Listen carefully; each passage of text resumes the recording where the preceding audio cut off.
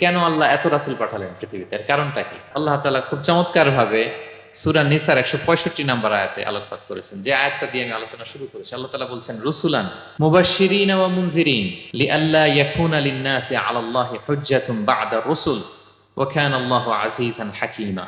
আল্লাহ বলেন, আমি এই পৃথিবীতে রাসূলদেরকে সুসংবাদদাতা এবং সতর্ককারী রূপে পৃথিবীতে প্রেরণ করেছি, যাতে করে রাসূল আগমনের পরে আল্লাহর বিরুদ্ধে মানুষের আর কোনো অজুহাত না থাকে।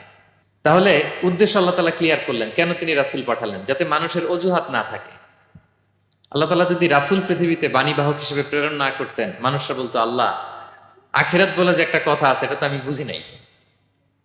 আল্লাহ মৃত্যুর পরে যে আবার জীবিত হইতে হবে, এটা তো আমি শুনি নাই।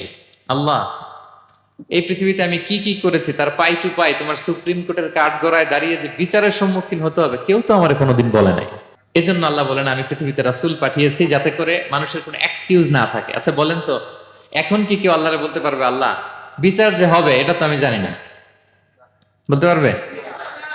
আল্লাহ আখিরাত বলে যে একটা কথা আছে, পুনরুত্থান, পুনর্জীবিত হইতে হবে, আবার বিচারের সম্মুখীন হইতে হবে, জান্নাত জাহান্নাম আছে, এগুলো তো কোনোদিন আমি শুনি নাই। এই কথা, এই এক্সকিউজ তোলার কোনো সুযোগ কি আর আছে?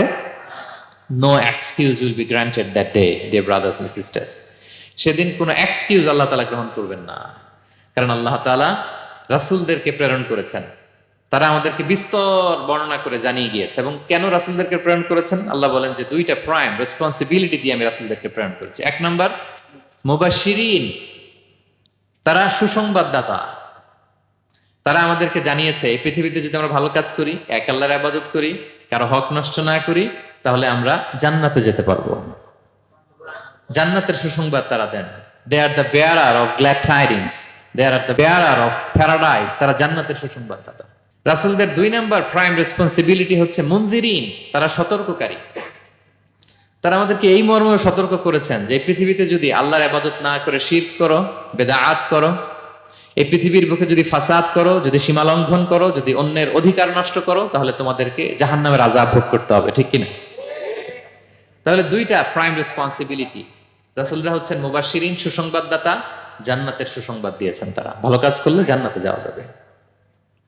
পাশাপাশি তারা হচ্ছেন সতর্ককারী। কিসের সতর্ককারী? জাহান্নামের ব্যাপারে সতর্ককারী। এই পৃথিবীতে ফাসাদ করলে, আল্লাহ তাআলার অবাধ্য হলে জাহান্নামে যেতে হবে।